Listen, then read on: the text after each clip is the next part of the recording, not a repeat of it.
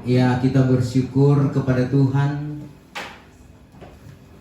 sebab kita masih melihat matahari pagi dengan tubuh yang diberkati, kekuatan, kesehatan, bahkan keluarga yang masih tetap bersama-sama. Dan saudara kasih dalam Tuhan, dalam ucapan syukur ini tentunya kita selalu datang memuliakan Tuhan.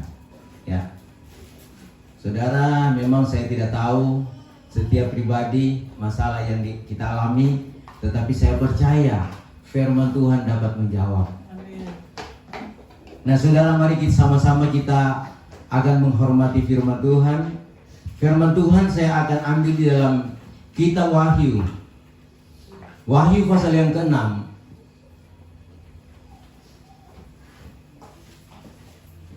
Ayat 3 dan ayat 4. Wahyu 6 ayat 3 dan 4. Firman Tuhan terjemahan lama saya bacakan. Tatkala anak domba itu membuka meterai yang kedua itu, aku dengar saat yang hidup yang kedua itu berkata, marilah. Dan keluar pula seekor kuda lain yang merah menyala. Maka kepada orang yang duduk di atasnya itu dikaruniakan kuasa mengambil perdamaian dari bumi, sehingga orang berbunuh-bunuhan dan sebilah pedang yang besar dikaruniakanlah kepadanya.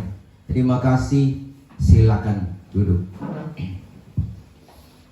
Wahyu, saudara, kitab Wahyu adalah kitab yang diwahyukan oleh Tuhan kepada Rasul Yohanes tatkala dia dibuang di Pulau Patmos, ya, tempat yang gersang, dan disitulah dia bergumul, dan Tuhan mengungkapkan kitab Wahyu dan suratan Rasul Yohanes. Saudara, kita perhatikan kalau namanya Wahyu itu adalah pemberian Tuhan. Tuhan memberikan pengertian, memberikan petunjuk kepada Rasul Yohanes, karena di dalam kitab Wahyu ini diungkapkan bagaimana hal-hal yang akan terjadi di akhir zaman ini, yaitu penyempurnaan gereja Tuhan sampai masuk dunia baru, Yerusalem baru. Di sini diceritakan bagaimana gereja Tuhan menjadi sempurna, tubuh, jiwa, dan roh. Ini luar biasa, saudara. Sebab itu kalau ini diungkapkan bagi kita, mari kita mempersiapkan hati kita. Jangan kita menolak firman Tuhan. Rugi kalau kita tolak firman Tuhan. Dan ini merupakan rahasia yang sudah diungkapkan lewat pengajaran kabar pengantin Kristus. Sebagai hamba Tuhan, saya mengingatkan, pengajaran Tuhan sudah ungkapkan. Jangan sampai kita hanya sekedar tahu, ya, tetapi benar-benar firman Allah itu menjadi kehidupan, ya. Kita mengerti dan kita melakukannya, baru itu yang dikatakan luar biasa, ya. Nah, saudara kasih dalam Tuhan, ya, ini berbicara tentang 6 meterai yang terbuka. Namun hanya satu meterai yang saya akan uraikan pada saat ini, yaitu saudara sekalian, ada 6 meterai. Meterai pertama, meterai kedua, meterai ketiga, dan keempat, kelima, dan keenam. Kita tahu, saudara sekalian, meterai pertama adalah berbicara tentang kuda putih. Kuda putih ini berbicara tentang kepalsuan, ya. Kemudian yang kedua, saudara, adalah berbicara tentang kuda merah. Kuda merah ini berbicara tentang perdamaian dunia sudah dicabut, terjadi kekacauan, peperangan. Meterai yang ketiga adalah berbicara tentang kuda hitam. Kesusahan dan kelaparan menimpa dunia ini. Meterai yang keempat, ya. Meterai keempat adalah berbicara tentang kuda kelabu, yaitu saudara, pertarungan antara terang dan gelap. Pertarungan antara kejahatan dan kebaikan yang terjadi di tengah-tengah dunia ini. Nah, ini kita sedang alami dan rasakan. Dan di meterai keempat ini kita akan melihat di ujungnya ada penyempurnaan gereja. Akan saudara sekalian kita lihat masuk pada kegerakan besar, ya. Kegerakan besar saudara sekalian tidak hanya singkat saja. Sebab itu kita berusaha. Meterai kelima saudara, gereja Tuhan sudah sempurna, ya, sudah menikah dengan Tuhan, ya. Itu masa vakum, tidak ada lagi pengajaran. Dan gereja Tuhan sedang menunggu meterai yang keenam untuk diangkat yang sempurna. Yang sempurna ini ada yang akan menuju kepada keangkatan pada meterai yang keenam, dan ada yang mati sakit pada meterai yang kelima. Nah saudara kasih dalam Tuhan, tentunya hal ini bukan hanya kita pikir ya semudah membalikkan telapak tangan.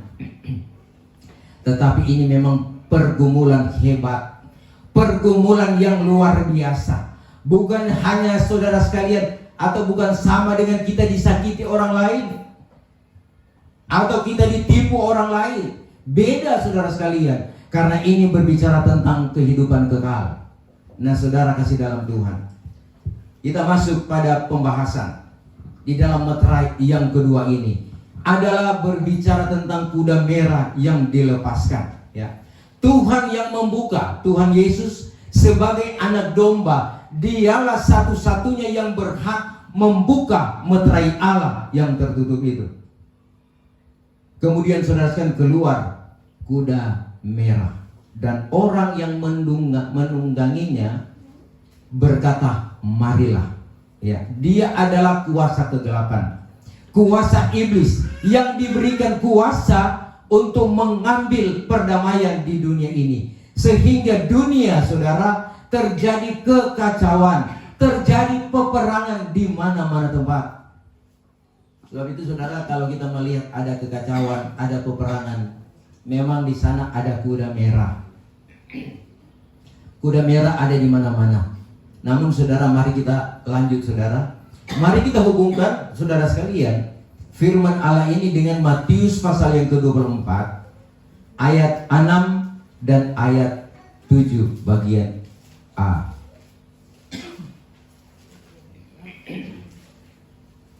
Matius 24 ayat 6.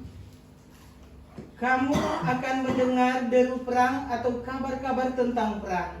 Namun awaslah, jangan kamu gelisah, sebab semuanya itu harus terjadi, tetapi itu belum kesudahannya. Belum pada kesudahannya. 7. Sebab bangsa akan bangkit melawan bangsa, dan kerajaan melawan kerajaan. Akan ada kelaparan dan gempa bumi di berbagai tempat. Iya, saudara, dikatakan di sini saudara, kamu akan mendengar deru perang atau kabar-kabar tentang perang. Namun berawas-awaslah, hati-hatilah, jangan gelisah, karena itu belum pada kesudahan, ya. Bangsa akan melawan bangsa, kerajaan lawan kerajaan, terjadi peperangan saudara. Sehingga saudara sekalian, dalam keadaan demikian, maka saudara sekalian, ya, orang-orang saudara sekalian yang saudara sekalian dikatakan orang-orang yang berkuasa, mereka berusaha bagaimana supaya tidak terjadi peperangan, sehingga mereka mengadakan saudara sekalian rapat, dan mereka membentuk saudara sekalian yaitu serikat bangsa-bangsa, atau dikatakan Volkenbond. Itu saudara kesalahan Tuhan dibentuk agar supaya tidak terjadi lagi perang. Itu saudara sekalian terjadi perang dunia pertama, maka saudara sekalian ini orang-orang saudara sekalian mulai mencari cara untuk mencegah jangan sampai lagi terjadi perang. Karena kalau perang saudara sekalian terjadi kehancuran massal, ya. Orang tidak bebas bekerja, bahkan saudara sekalian keluar rumah pun orang takut. Tetapi dihantui dengan saudara sekalian musuh, senjata, dan lain sebagainya. Jadi dampak dari perang itu mengakibatkan manusia mengalami ketakutan. Nah saudara kasih dalam Tuhan, setelah dibentuk Volkenbond, ya, dengan harapan tidak ada lagi peperangan di muka bumi ini. Namun saudara, ya, apa yang terjadi pada tahun 1939, dunia dikejutkan lagi dengan Perang Dunia Kedua. Perang Dunia Kedua berawal di Eropa sana. Terjadi perang, saudara sekalian. Dan pada tahun 1941, 2 tahun kemudian, perang di Eropa itu menyebar sehingga ke seluruh dunia, termasuk di Indonesia. Nah, saudara kasih dalam Tuhan, terjadi perang yang besar sehingga saudara Valkenburg itu gagal mencegah perang. Nah, saudara kasih dalam Tuhan, kenapa Valkenburg atau Serikat Bangsa-Bangsa itu gagal? Karena tak dapat tiada, firman Allah harus digenapi, ya. Harus digenapi, saudara sekalian. Sehingga usaha apapun yang dilakukan oleh manusia, tetapi jangan, saudara sekalian, kita menghambat akan rencana Tuhan. Saudara, karena gagal ini Valkenburg, maka negara-negara besar juga mulai berpikir bagaimana agar supaya tidak akan lagi terjadi seperti perang seperti ini. Karena memang kehancuran massal, orang mengalami kesusahan, ya. Sehingga saudara sekalian ada 5 negara membaharui Valkenburg, ya. Itu dikatakan PBB, Perserikatan Bangsa-Bangsa, yang disponsori oleh 5 negara, yaitu Amerika Serikat, Rusia, Perancis, Tiongkok Nasionalis, dan Inggris. Inilah 5 negara yang membentuk Perserikatan Bangsa-Bangsa, dengan harapan, saudara kasih dalam Tuhan, tidak akan lagi terjadi peperangan. Ya, saudara sekalian, sebab di dalamnya PBB ini menyangkut, ya, semua negara-negara yang ada di dunia terlibat atau masuk di dalamnya. Jadi harapan manusia itu agar supaya dunia ini jadi aman. Tetapi saudara kasih dalam Tuhan, saya sudah sentil tadi, saudara, ya, bahwa saudara sekalian, sekuat apapun yang dikerjakan oleh manusia, tetap terjadi peperangan di sana sini, ya.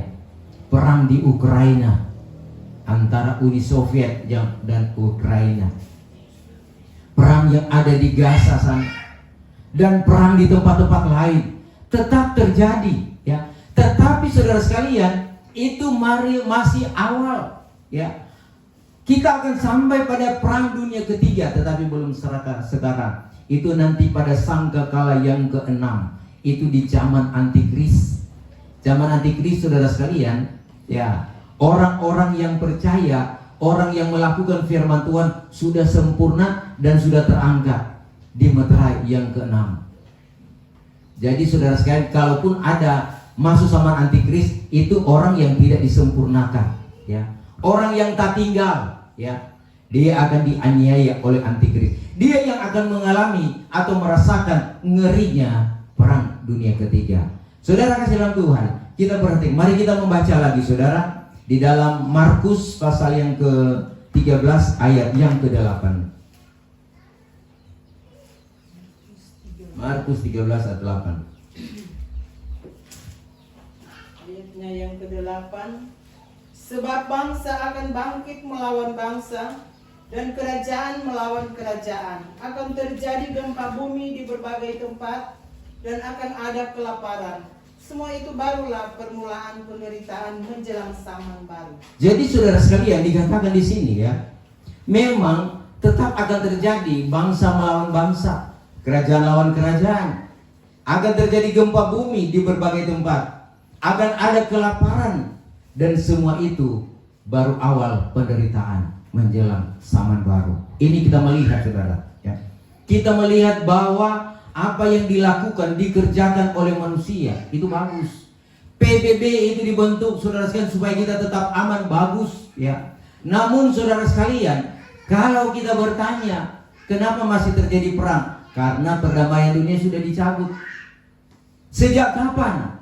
Sejak kapan Perang Dunia Pertama dicabut? Mungkin kita akan bertanya demikian. Alkitab mengatakan sejak Perang Dunia Pertama. Karena perdamaian sudah dicabut, maka terjadilah perang. Perang dunia pertama sudah terjadi, perang dunia kedua sudah terjadi. Ini adalah merupakan firman yang sudah digenapi, ya. Dan yang belum digenapi yaitu perang dunia ketiga, nanti di zaman antikris.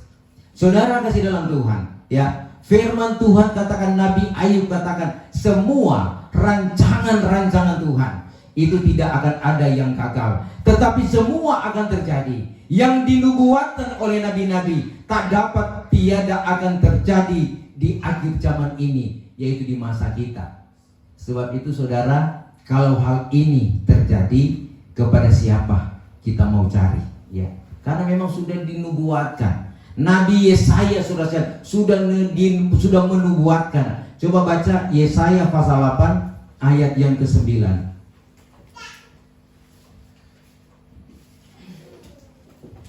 Yang ke-9. Ketahuilah hai bangsa-bangsa dan terkejutlah. Perhatikanlah ya segala pelosok bumi. Berikat pingganglah dan terkejutlah.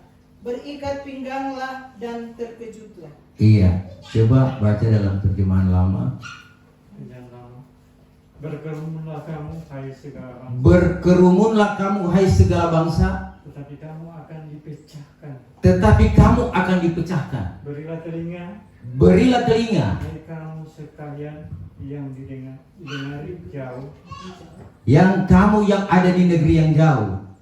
Sandangkanlah pedangmu. Sandangkanlah pedangmu. Maka kamu dipecahkan juga. Kamu juga akan dipecahkan. Jadi saudara sekalian, meskipun kita mau menciptakan kerukunan persatuan, ya, tetapi saudara akan terjadi juga kekacauan di sana, peperangan, saudara. Nah, inilah realita yang kita hadapi, saudara. Kalau kuda merah ada, maka di situ terjadi peperangan. Peperangan yang terjadi, masalah-masalah yang terjadi, saudara, bukan saja antar negara, antar kerajaan, tetapi peperangan-peperangan yang terjadi sudah terjadi di tengah-tengah keluarga, suami istri, ya, baku elah rambu, ya, baku tinju, baku pukul. Padahal saudara sekalian, kalau suami istri mesti baku sayang, amin. Tetapi kalau kuda merah masuk, maka saudara sekalian tidak pandang bulu lagi ini yang mau terjadi. Karena kuda merah, sehingga menceraikan. Kadang-kadang keluarga terpisah karena kuda merah di sana. Beda pikiran, beda pemahaman. Kuda merah juga sudah menghancur. Hati-hati saudara sekalian. Sebab itu mari kita atur keluarga kita supaya kita sehati, sepikir dan seiman. Amin. Karena kita ini diuntukkan untuk menerima kerajaan yang kekal, yaitu surga. Untuk apa orang bakalai dalam dunia ini? Ya, nggak guna saudara sekalian. Di dunia cuma sementara. Tetapi saudara sekalian, mari kita lihat perkara-perkara jauh ke depan. Ya. Kemudian saudara sekalian, ya, peperangan juga terjadi di tengah-tengah organisasi gereja, organisasi kemasyarakatan. Terjadi kekacauan di sana. Ya, mari Pak Ratu. Kita melihat organisasi-organisasi yang dibentuk manusia. Di situ juga saudara sekalian terjadi kekacauan, keributan. Ya, perebutan kekuasaan, perebutan hak, dan di sana juga ada terjadi penganiayaan. Organisasi-organisasi gereja pun terjadi demikian, ya. Kenapa? Karena kuda merah, saudara. Kuda merah itu saudara sudah dilepaskan. Dia akan masuk dari segala penjuru, dari segala pelosok kehidupan manusia, dari kelas bawah, menengah sampai ke atasan. Setelah itu firman Tuhan katakan, ya, penghulu akan lawan penghulu. Siapa yang akan binasa? Pejabat lawan pejabat. Apalagi saudara sekalian, cuma antar kampung, perang antar kampung, perkelahian antar kampung, itu akan terjadi. Dan ini sudah dinubuatkan oleh firman Tuhan. Saudara kasih dalam Tuhan, menghadapi semua ini ya tentunya kita sebagai orang yang percaya kepada Tuhan hanya datang kepada Tuhan. Kemudian juga terjadi peperangan, kekacauan di lingkungan kerja. Sedangkan di kobong pun orang bisa berkelahi, ya. Di pasar pun orang bisa berkelahi, ya. Di mana-mana tempat akan terjadi kekacauan karena iblis itu kerjanya untuk saudara sekalian menghancurkan, membunuh dan membinasakan. Itu pekerjaan iblis. Dia akan masuk, bahkan saudara, bukan saja hanya di lingkungan-lingkungan kerja, lingkungan keluarga dan organisasi, iblis masuk sampai kepada kedalaman hati kita. Iblis bisa masuk di hati, sehingga banyak orang yang stres, ya, orang yang bimbang, orang merasa ragu lagi. Apa sebab iblis masuk? Kalau iblis masuk, saudara sekalian, yang benar dia katakan salah, yang jahat dia katakan bagus, luar biasa. Itu iblis masuk. Dan ternyata tatkala iblis masuk kepada Yudas Iskariot, maka dia berpikir, jual Tuhan Yesus. Masa Tuhan dia mau jual dengan 30 keping perak? Iblis kalau dia sudah masuk dalam hati kita, maka saudara sekalian akan kacaulah pikiran kita. Mau suruh ibadah, jangankan mau suruh ibadah, dia akan suka. Mau berdoa saja sudah suka, ya. Yang ada saudara sekalian kalau iblis masuk, itu hati yang pahit, pikiran yang negatif.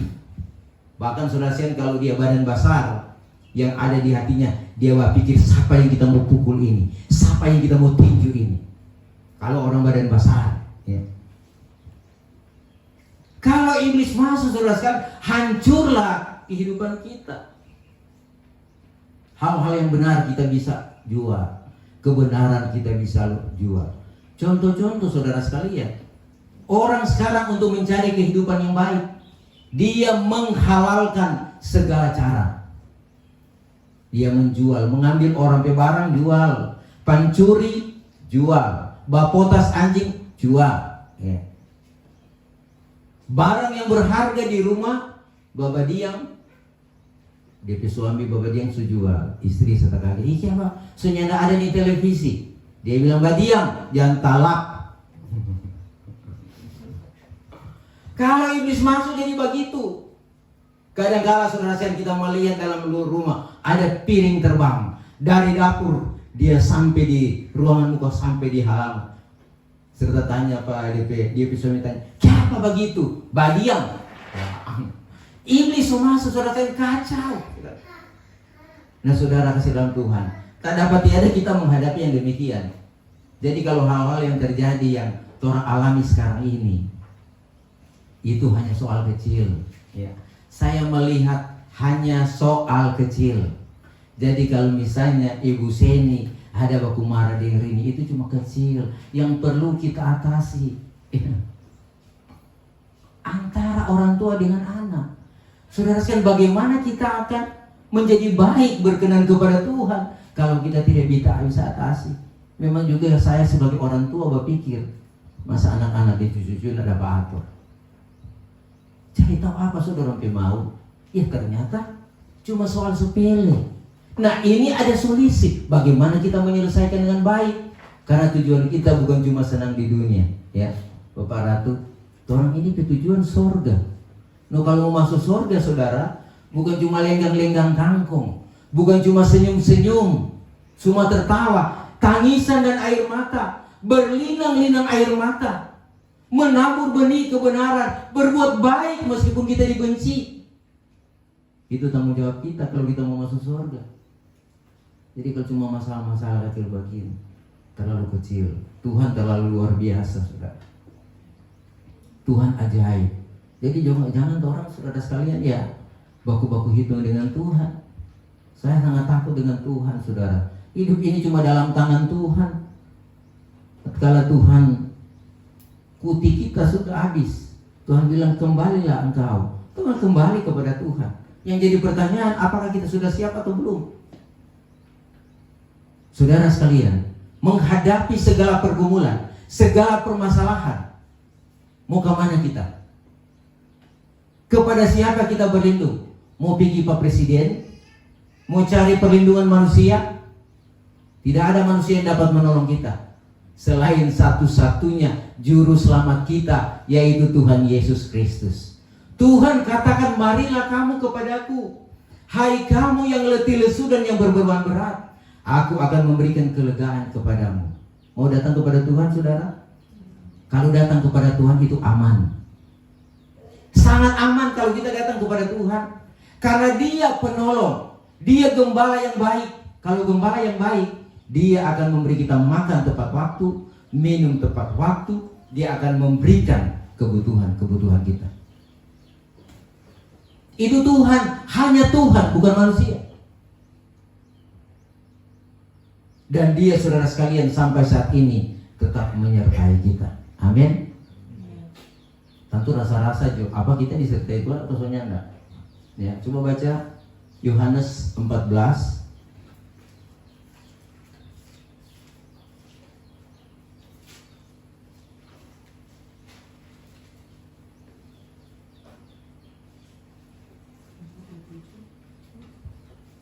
Ayat berapa ya?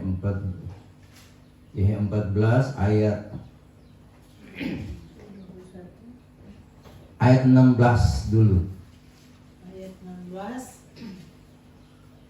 Aku akan minta kepada Bapa dan Ia akan memberikan kepadamu seorang penolong yang lain, supaya Ia menyertai kamu selama-lamanya. Iya, aku akan mintakan kepada Bapa, ini kata Tuhan Yesus ya. Dan Ia akan memberikan kepadamu seorang penolong yang lain, supaya Ia menyertai kamu selama-lamanya. Ayat 17. Ayat 17. Yaitu roh kebenaran. Yaitu roh kebenaran. Dunia tidak dapat menerima Dia. Dunia tidak bisa menerima, tidak dapat menerima Dia. Sebab dunia tidak melihat Dia. Iya. Dan tidak mengenal Dia. Iya. Tetapi kamu mengenal Dia, sebab Ia menyertai kamu dan akan diam di dalam kamu. Dunia tidak mengenal Dia, tetapi Dia akan menyertai kamu.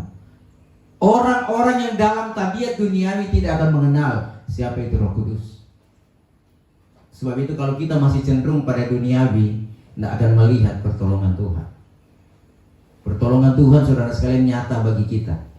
Coba baca ayat yang ke 26, 27.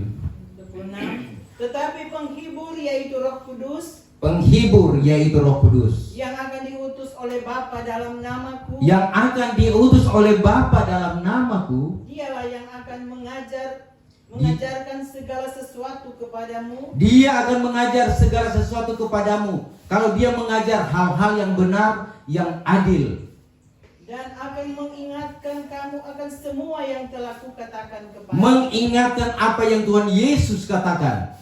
Damai sejahtera kutinggalkan bagimu, damai sejahtera kuberikan kepadamu, dan apa yang kuberikan tidak seperti yang diberikan oleh dunia kepadamu. Janganlah gelisah dan gentar hati. Saudara, Roh Kudus katakan, ya, damai sejahtera aku berikan kepadamu. Bukan seperti yang diberi oleh dunia. Damai sejahtera itu artinya kesenangan, ketenangan, dan kenyamanan. Bukan seperti yang diberi oleh dunia, tetapi saudara sekalian, sejahtera yang daripada Tuhan. Karena kalau dunia ini ya memberikan kita kesenangan, tatkala kita diberkati dengan suatu HP ya. Tetapi hati kita merasa senang. Itu kesenangan dunia. Kita diberkati dengan barang-barang, kita diberkati dengan hal-hal yang indah. Hati kita senang, tetapi bukan itu yang dikatakan damai sejahtera. Damai sejahtera yang kita dapatkan tatkala kita menerima dari Tuhan, dari Roh Kudus. Damai sejahtera itu artinya kesenangan, ketenangan dalam hidup. Orang kalau tenang, dia nyaman sekali. Ketenangan itu, saudara sekalian, tidak diukur dengan besarnya harta kekayaan, dan tidak diukur betapa sulitnya dia menderita.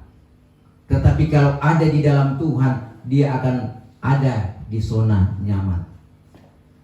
Itu Roh Kudus, saudara. Sebab itu taruhlah Roh Kudus dalam hati ya. Taruh ya. Cari Dia selagi masih ada kesempatan, cari. Karena akan ada waktunya kita tidak ada lagi kesempatan untuk mencari Tuhan. Kapan waktu itu? Tatkala kita sudah mati. Kalau sudah mati, tidak ada lagi kesempatan mencari Tuhan. Selagi kita hidup, bergerak dan bernafas, Tuhan masih percayakan nafas hidup. Carilah Tuhan dan hiduplah. Karena saudara sekalian, tatkala kita mencari Tuhan, kita akan dapatkan Tuhan. Tetapi saudara sekalian, itu tergantung dari kita. Kadangkala saudara sekalian, ya, kita sudah berpuas dengan apa yang ada. Yang penting keluarga baik-baik, yang penting kita diberkati, masih ada makanan, ada minuman, ada penghasilan, ada hasil tanah, ada usaha. Kita berpikir ya cukuplah demikian. Jangan berpikir cuma sesingkat itu, saudara. Tapi pikirlah, apakah kita sudah berlayak kepada Tuhan? Apakah itu karunia-karunia Roh Kudus so tak tambah-tambah atau tak kurang-kurang? Memang kita bangga tatkala keluarga diberkati, anak-anak diberkati, kita bangga sebagai orang tua. Apalagi nilai itu tinggi sekali, saudara. Itu tidak akan menentukan masa depannya kalau dia tidak dengan Tuhan. Banyak pengalaman orang-orang yang berprestasi di zaman waktu di sekolah, tetapi berjalannya waktu, ternyata dia lebih terpuruk karena cuma berharap di harta orang tua. Begitu tuh Bapak Ratu, kan orang lihat tuh pengalaman sekarang. Orang-orang dulu yang berhasil jadi bos, jadi penguasa, sekarang DP orang-orang kerja itu, DP buruh sekarang yang lebih berhasil dari DP anak-anak. Ini contoh bahwa kesenangan dunia itu ya memang kita butuh, tetapi bukan segala-galanya. Yang kita butuhkan yaitu kebenaran dan kesukaan di dalam Roh Kudus. Ini yang kita tanamkan, saudara. Jadi kalau masalah-masalah yang terjadi ini, libatkan Tuhan di dalamnya. Taruh Tuhan. Jadi mungkin jemaat bertanya, apa Pak Gembala dengan Ibu Gembala nak merasakan kesusahan? Aduh, banyak menderita, banyak mengalami kesusahan. Saudara tahu, waktu rapat hari Jumat, satu malam yang tak tidur. Tapi dia bilang tenang, sabar. Ini terlebih pergumulan. Jadi mungkin dia, Ibu Seni lihat, oh Gembala tenang. Aduh, itu sebiasa cuma saja kita lihat ini anak yang belum mampu. Datang tidur. Kita lihat rencana Tuhan ke depan. Tidak akan gagal. Tidak ada yang dapat menghambat rencana Tuhan dalam kehidupan kita. Dan memang surat Alkitab katakan, tak dapat tiada akan terjadi percekcokan, tak dapat tiada akan terjadi perceraian. Tetapi firman Tuhan katakan, wahai celaka bagi yang menyebabkan itu, ya. Bahaya yang jadi penyebab, yang membuat keonaran, yang membuat kekecauan, yang menghambat pekerjaan Tuhan. Bahaya, dia akan berurusan dengan Tuhan. Coba baca firman Tuhan. Lukas pasal 17. Lukas 17 ayat 1.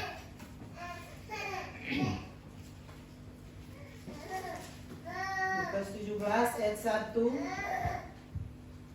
Yesus berkata kepada murid-muridnya, tidak mungkin tidak akan ada penyesatan. Tetapi celakalah orang yang mengadakan. Tetapi celakalah yang dia mengada, yang menyebabkan.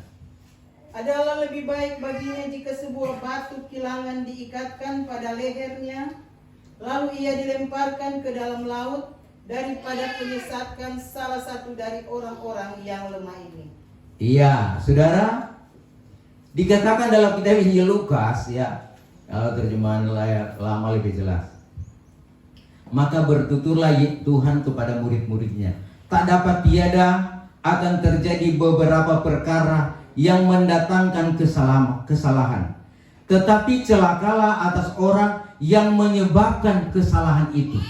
Ya, bahaya yang jadi penyebab permasalahan itu, ya. Tuhan katakan, ya, ayat 2, maka lebih beruntung baginya, lebih untung atau lebih baik kepadanya jika sebuah batu kisaran dikenakan ke lehernya, lalu ia ditenggelamkan ke dalam laut, daripada ia mendatangkan kesalahan kepada seorang daripada kanak-kanak ini. Saudara, kalau orang yang jadi penyebab sehingga terjadi kekacauan, terjadi kesalahan, bahaya saudara. Firman Tuhan bilang lebih beruntung, ya, ambil batu, kisaran batu basah, ikat di leher, kemudian tenggelamkan di dasar laut. Sadap itu. Tetapi itu lebih untung daripada jadi penyebab. Ini saya ingat, ini firman Tuhan ya. Firman Tuhan mengingatkan kita, memang lebih tegas lagi. Jangan sampai kita jadi penghambat pekerjaan Tuhan, pelayanan saudara. Ini semakin tegas lagi. Tapi ini firman Tuhan. Memang saudara mungkin terlalu keras, tapi tak dapat tidak mesti sampaikan. Ya. Meskipun gembala sangat sayang, tapi kalau memang Tuhan bilang nggak bisa. Orang tua sangat sayang, tapi Tuhan bilang enggak. Dia kelakuan model begitu. Tetapi pada intinya selagi ada kesempatan kita, mari kita baku-baku baik, baku-baku sayang. Coba baca ayat seterusnya.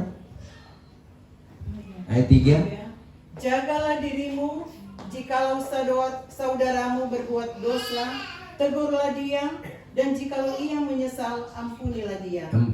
Bahkan jikalau ia berbuat dosa terhadap engkau 7 kali sehari dan 7 kali ia kembali kepadamu dan berkata, aku menyesal, engkau harus mengampuni dia.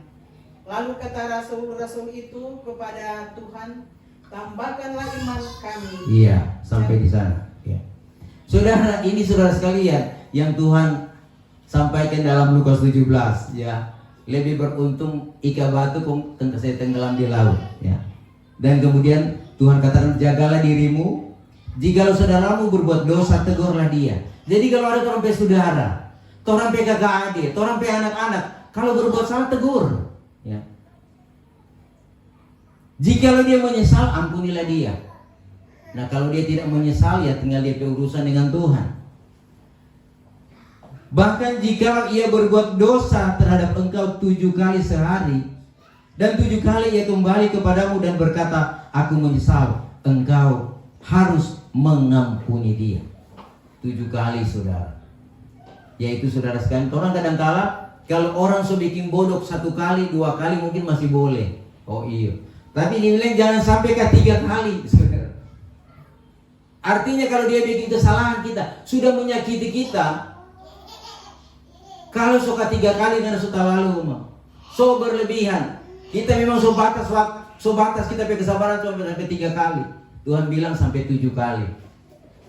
Kalau dia datang minta maaf, minta ampun, menyesal, ampuni dia. Rasul-rasul saja saudara dengar itu, dia katakan kepada Tuhan Yesus, Tuhan tambahkanlah iman kami, kami tidak mampu. Mau kasih ampun tuh orang model begitu 7 kali, nyanak mampu. Ya, tumbuh dulu pada dia pe kepala. Tumbuh dulu di bibir pada dia. Itu kemanusiaan saudara sekalian. Tetapi inilah firman Tuhan. Apa yang orang mencari di dunia ini saudara. Ya. Saya sebagai hamba Tuhan, ya memang sudah menyadari. Memang banyak orang tak suka, banyak orang benci. Bahkan saudara, mungkin ada dari sidang jemaat yang tidak suka dengan gembala. Tapi itulah nanti berurusan dengan Tuhan. Nanti kalau Tuhan sudah waktunya, Tuhan bilang, hai gembala, keluar kamu dari beliau sana ke tempat yang aku, ya terserah Tuhan. Tapi kalau terbaik gembala, kamu tetap di situ, saya akan dengar apa kata Tuhan. Saudara, pekerjaan Tuhan itu bukan pekerjaan manusia. Saya ingatkan hati-hati. Ya. Ini waktunya kita diproses. Jadi saudara sekalian, dalam proses ini, mari kita saling mengingatkan. Kita saling saudara sekalian menegur. Kalau salah tegur, jangan simpan-simpan, ungkapkan. Jadi nanti ya ada masalah kok tidak gembala dari dulu nanti baru terungkap tuh hari Jumat. Aduh, kalau sudah dari awal sudah selesai kok itu, ya. Tetapi itu sudah terjadi. Sudah gembala sebagai hamba Tuhan tetap sabar, menunggu waktunya Tuhan. Kalau memang cuma sampai di sini, ya sampai di sini saja. Tapi kalau Tuhan masih berkelanjutan, saudara, saya akan dengar apa kata Tuhan. Kadang-kadang ibu gembala saja, kalau menghalangi terbilang jangan menghalangi pekerjaan Tuhan. Jadi mengarahkan yang benar. Saya pun masih ditegur, diarahkan, karena saya juga belum sempurna. Tetapi saudara sekalian, inilah firman Tuhan. Hati-hati sekarang, kuda merah ada di mana-mana. Namun kita bisa tangkal dengan iman kita. Kita bisa tangkal dengan kuasa yang Tuhan berikan bagi kita, firman dan Roh Kudus. Sebab itu datanglah selalu kepada Tuhan. Puji Tuhan saudara sekalian, inilah kebenaran firman Tuhan. Kita akan mempersiapkan diri, kita akan masuk pada perjamuan kudus.